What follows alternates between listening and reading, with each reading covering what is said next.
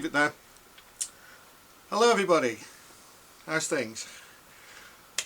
Okay, what I want to talk to you about tonight, beg your pardon, get me words out properly, is practice and practice, like the two spellings. So the way I learned it was like practice with a C. That means that, anything that's actually sort of practical. So like you practicing. So you're trying to learn something. Practice with an S. That means when it's stationary.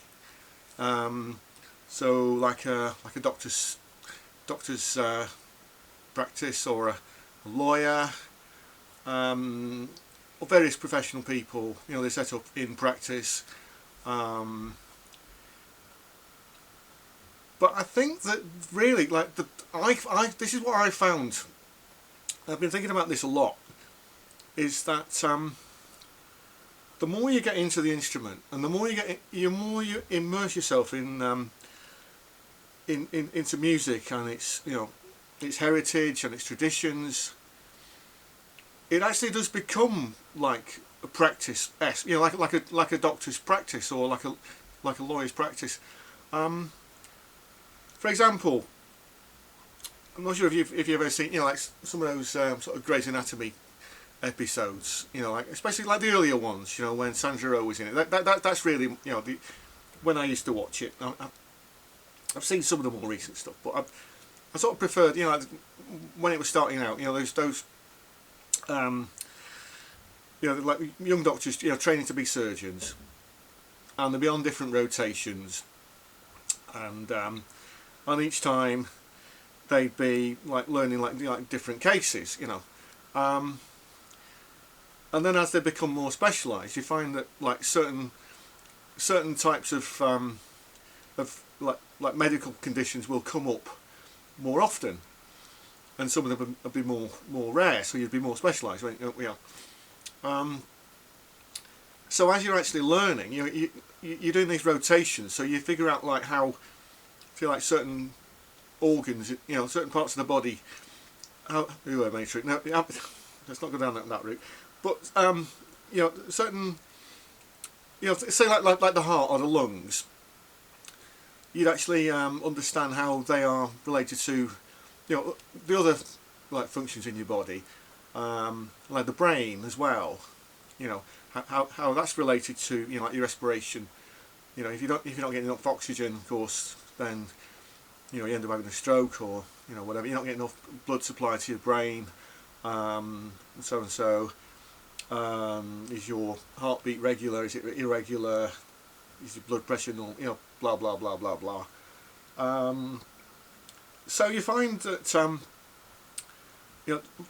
doctors, especially like surgeons, they'll be like studying these different cases.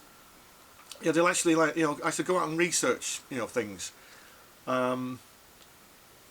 or they'll publish on things that they found. Like coming through the hospital, they'll publish on certain case histories, and same with lawyers as well.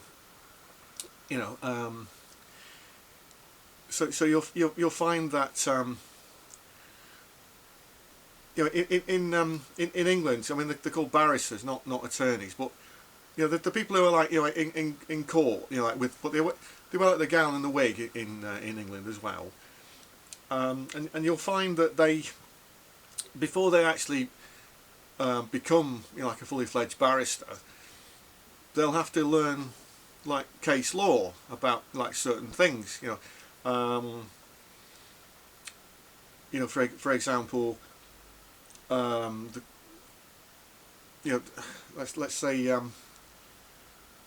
things like robberies or affrays, which is like like fights and things, or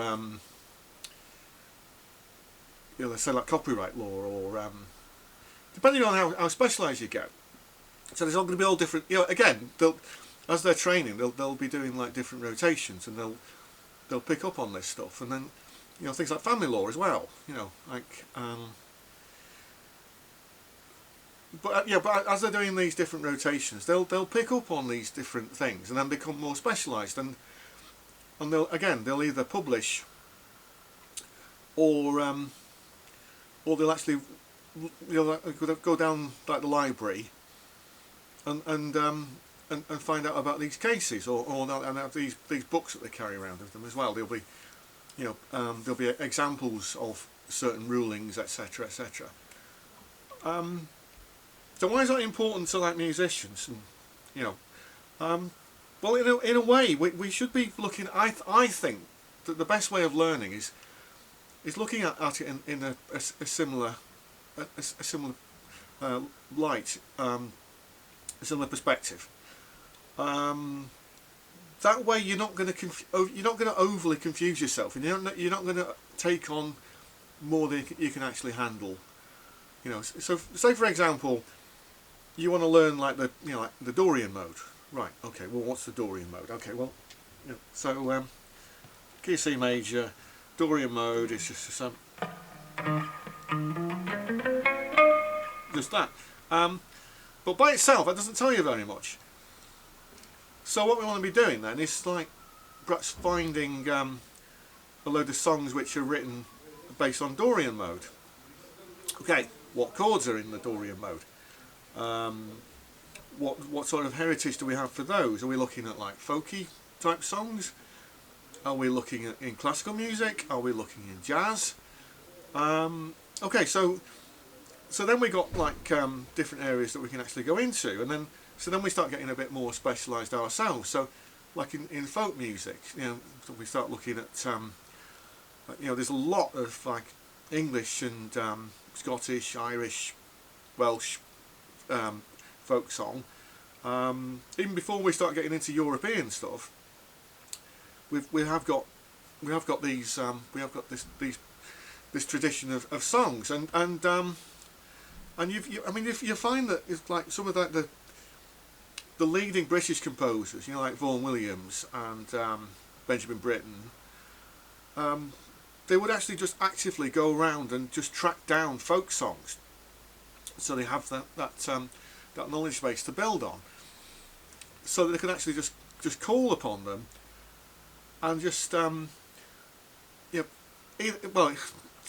either arrange them for modern audiences if they're more obscure, or actually learn like more of the actual context, the actual history, like variations on those songs or pieces.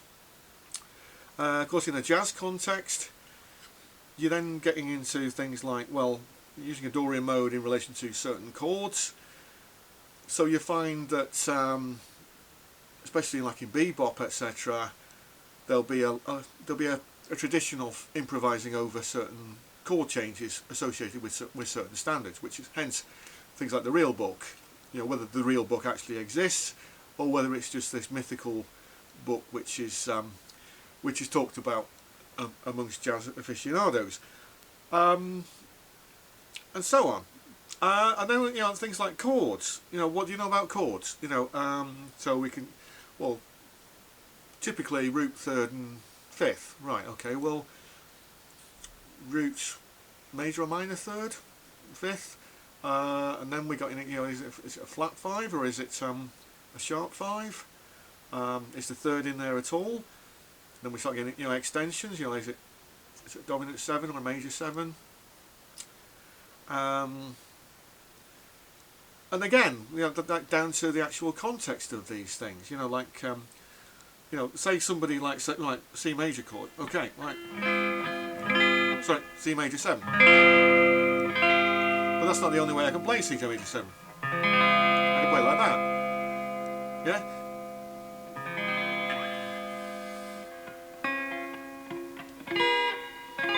I can play like that as well. Yeah?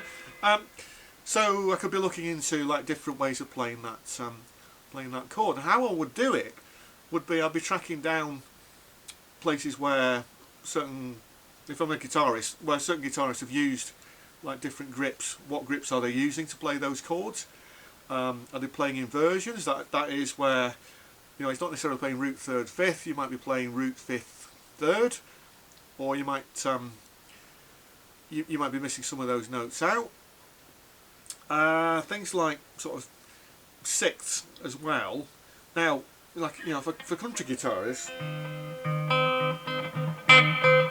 you might be doing like string skipping, but for something like Alan Holdsworth, you'll be doing that instead. So you'd just be like playing across two strings.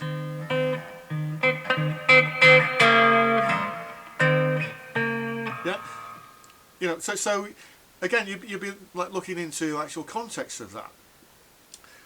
So in that sense, it makes the practice a lot more active, you know, because we're starting to build up like a body of knowledge through experience of what's gone before, and you're not, you know, it means we're not getting stuck in a rut anymore, because all we're doing is like we're just building on what's gone before.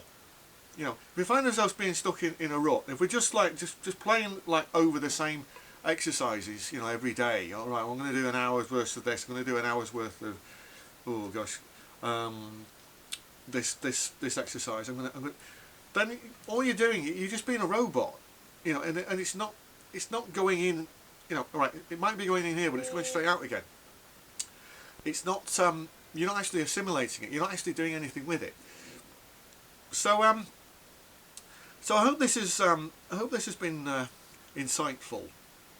I know I've offered a little bit, but it's something I wanted to discuss for a while. You know, if you've got any comments as well, please put them below. Also, please consider subscribing if you're new to the channel. Welcome to all the new subscribers. I really appreciate everybody for watching. So thanks for watching, and I'll see you next time.